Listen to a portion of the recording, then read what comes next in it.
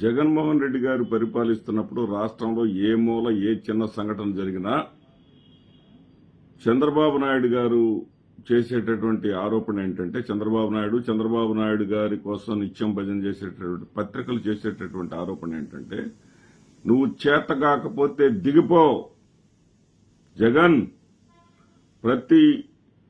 కనీసం ప్రతి నెలలో కూడా ఏదో ఒక సందర్భంగా ఆ న్యూస్ హెడ్లైన్స్ లో వస్తానే ఉంటది.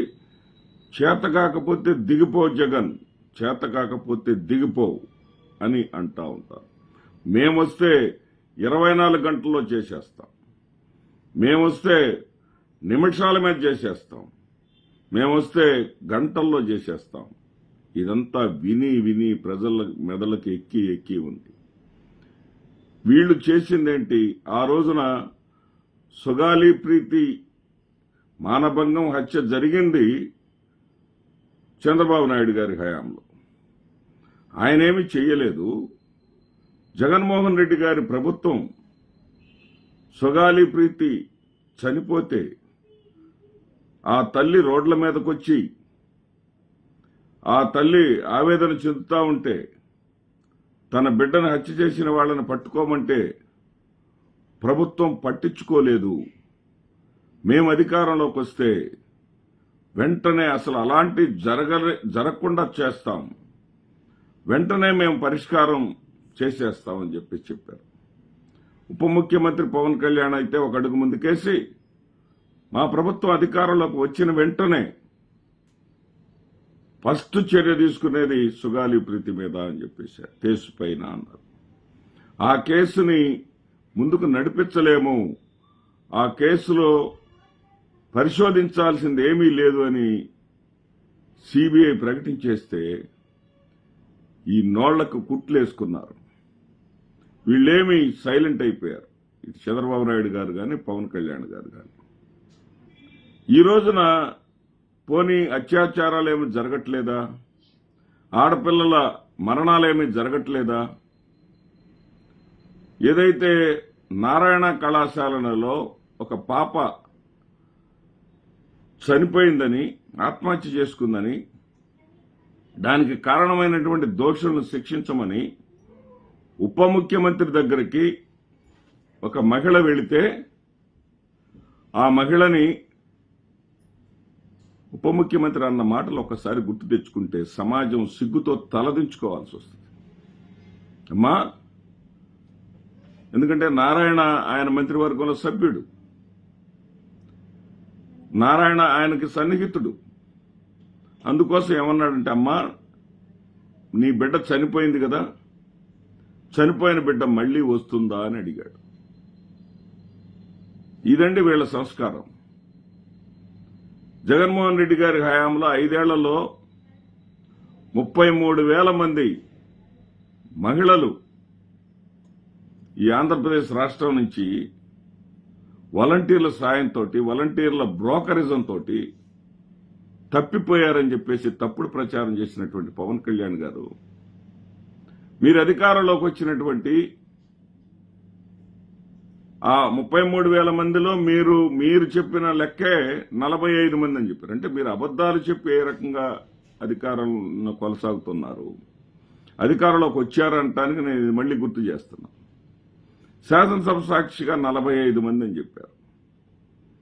కానీ ఆన్ రికార్డుగా ఇదే శాసనసభలో మీరు అధికారం వచ్చి 9 నెలలు కూడా నిండక ముందే శాసనసభలో మీ డీజీపీ గారు ఇచ్చినటువంటి లెక్కలను శాంతి భద్రతలకు సంబంధించిన హోంశాఖ మంత్రి అనిత గారు తెలియజేశారు శాసనసభకి. 16,209 మంది మహిళలపై అత్యాచారాలు కానీ, మహిళలపై దారుణాలు జరిగాయి, కేసులు ఉన్నాయి, మహిళలు సంబంధించినటువంటి కేసులు రిజిస్టర్ అయింది అని చెప్పేసి మీరు చెప్పారు.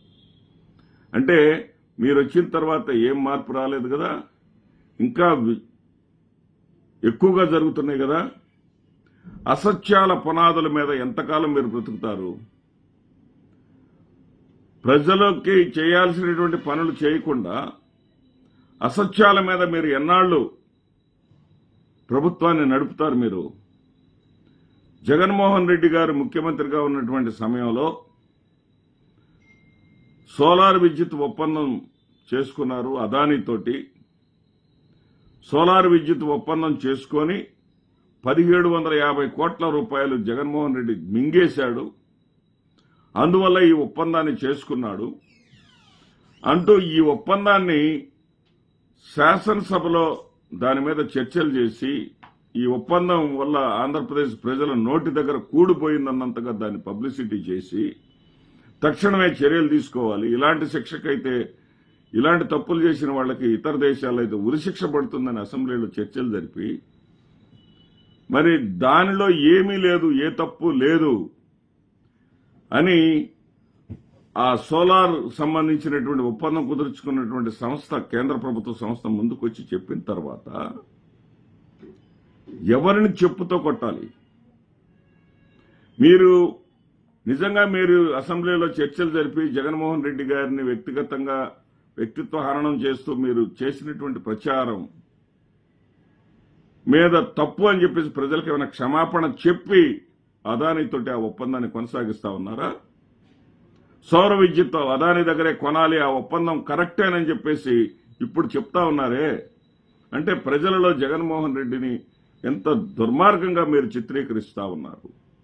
ప్రజలు ఇవన్నీ గమనించకుండా ఉంటారనుకున్నారా?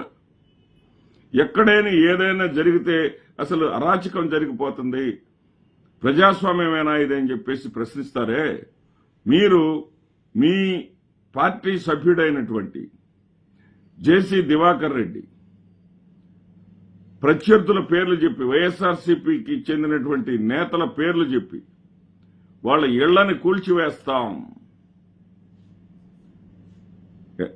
రెవెన్యూ డిపార్ట్మెంట్ వాళ్ళని రెవెన్యూ నా కొడుకులు అంటాడు, పోలీసు వాళ్ళని పోలీసు నా కొడుకులు అంటారు. వీళ్ళేమి ఎన్నిసార్లు చెప్పినా వీళ్ళు చర్యలు తీసుకోవట్లేదు, నేనే పలుగు పారతోటి గోడలు పగలగొడతాను అంటాడు. ఈ విచ్చలవిడితనం ఏంటి? ఇది అరాచకం కాదా? ఇది దుర్మార్గం కాదా? మీరు అరాచక పాలన, జగన్మోహన్ రెడ్డి హయాంలో అరాచకాలు జరిగాయని చెప్పేసి అధికారంలోకి వచ్చి ప్రజలు నమ్మించి మీరు చేస్తుందేంటి? జరగని వాటిని జరిగినట్టుగా అక్కడ చిత్రీకరించారు. ఇక్కడ మీరు జరిపించి చేసి చూపిస్తున్నారు. నా కొడకల్లారా అని చెప్పేసి రెవెన్యూ అధికారులను ప్రశ్నిస్తే అతని మీద చర్యలు తీసుకోలేని చేతగాని చేవలేని ప్రభుత్వం మీది కాదా? నా కొడకల్లారా అని పోలీసుల్ని ప్రశ్నిస్తా ఉంటే వాళ్ళ ఉద్యోగాలు వాళ్ళు చేసుకుంటారు. ఈరోజు మీ ప్రభుత్వం ఉంటుంది, రేపు